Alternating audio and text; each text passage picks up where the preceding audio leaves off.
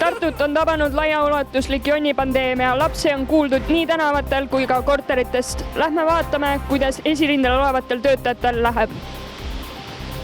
Hetkel ongi tulemas sealt üks kiirabiauto, kelle me ka kinni võtame. Vaatame, kas saame kiired kommentaarid.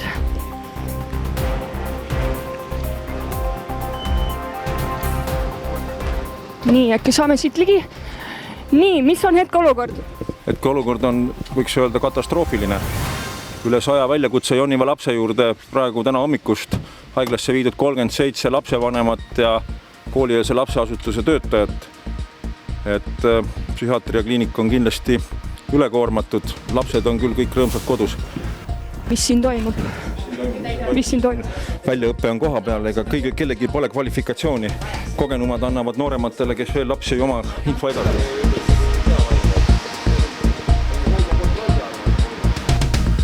Kuidas on kiirabi enda emotsioonid? 7-3, Delta 50, lapse nutuhoog, Anne 100, korter 15, 4 kodu, isa on akna peal, pääste läheb ka. Kas saab kiirabilt kiired soovitused? Alustame. Kiire soovitus, ärge andke alla Jonnivale lapsele.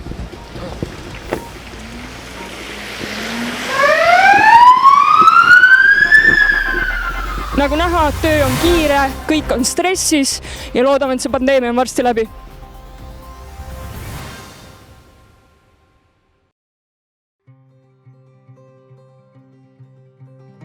Minu jaoks on jonn midagi hästi, võiks isegi öelda loomulikku lapse arengus, et see kaasneb enamike väikelaste kasvamisega.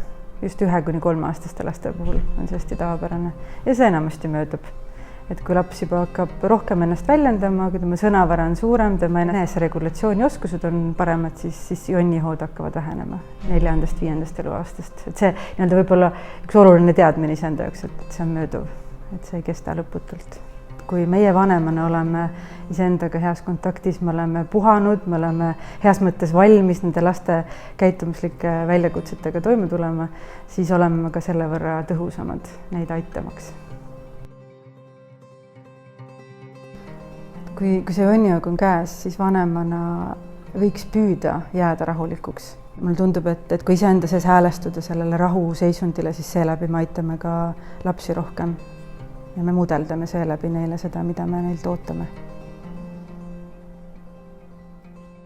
Lapsed võivad vajada erinevaid asju, aga mulle tundub, et üks asi, mida paljud lapsed vajavad, on füüsilist lähedust. Et kes vajab siis kallistust, kes vajab puudutust.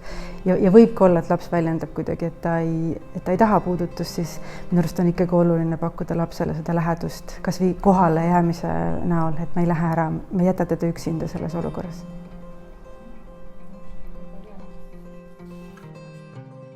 Tunnete sõnavara suurendamine, see võib olla üks asi, mis last toetab. Samas selles on jälle selline mõttekoht, et kui palju laps on üldse võimeline vastu võtma sellel hetkel sellist mõttelist sõna, et see, kas last aitab see, et ma alati talle seda sõnavara laiendan sellel hetkel, võib-olla ta sellel hetkel vajab hoopis midagi muud, tõesti see füüsiline lähedus või siis see vanema kohalolu. Et me ei pea võib-olla last viima oma selle tunnet, et kui ta on tunnete keerises, siis see ei ole võib-olla esimene asi, mis last aitab, et me hakkame teda mõttega kuidagi, peab hakkama mõtlema seda, mis ta tunneb, vaid just kuidagi, et tunne on vaja ka läbi elada. Et mulle endale kuidagi hästi meeldib see mõte või oma laste peal ma olen ka näinud, et mingil hetkel tulebki lapsel laste lõpuni nutta ja siis, kui ta on ära nutnud, et siis on see koht, kus temaga püüdma hakata rääkida. Et võib-olla laps vapub nutta, ta on endast nii väljas, et ta ei kuulegi seda, mis talle öeldakse. Kui see nutuhoog või see jonnihoog ei lähe üle ja see tõesti kestab, siis võib-olla on küsimus hoopis milleski muus. Ja see on ka äkki see koht, mida siis tõesti kaalud, et äkki on vaja näiteks pöörduda perearsti poole, et välja selgitada, võib-olla on lapsel tõesti mingi terviseküsimus, mille tõttu ta tunneb ennast halvasti, et ei olegi selline väljakutsuv käitumine, vaid et sõna otseses mõttes mingisuguse terviseteema või mõne muu teema väljendus. päriselt on halb olla ja ei ole veel sõnavara, et ennast väljendada selgelt, ei ole oskusi, et paremini ka tulla toime selle olukorraga, mis ta kogeb.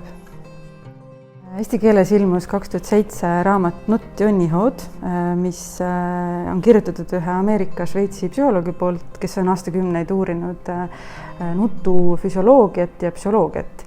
Ja see raamat minu arust väga hästi võtab kokku nii imikute nututeema kui ka väikelaste nutmise ja jonnihoogudega seotud aspektid. Ja rõhutab, me vanemana ei pea olema täiuslikud ja me saame parandada olukordi, mis on juhtunud, mis on meil lastega tekkinud ja annab suurepärase inspiratsiooni selleks, et me õpiksime iseennast paremini tundma ja oleksime võib-olla julgemad ka katsetama ja lubama lastel nutta ennast tühjaks, kui nad vajavad seda. Võib-olla 3 kõige olulisemat asja, mida vanem jonni puhul silmas võiks pidada, on see, et esiteks tegemist on loomuliku arenguetapiga. Enamik lapsi oma väikelapse eas läbivad selle etapi. Samas lapsed on erinevad, ehk siis mis ühe lapse puhul toimib, ei pruugi toimida teise lapse puhul. Ja kolmandaks, lapsevanemana on hästi oluline ise jääda rahulikuks või püüda jääda rahulikuks ja jääda kohale, et last toetada tema tunnetega toimetulekul. Ja üks asi veel lisaks, et hästi oluline on minu arust ka see, et vanem usaldaks iseenda sisetunnet, et iga lapsevanem, mina julgen öelda, et on oma lapse ekspert ja teab kõige paremini, mis tema last aitab.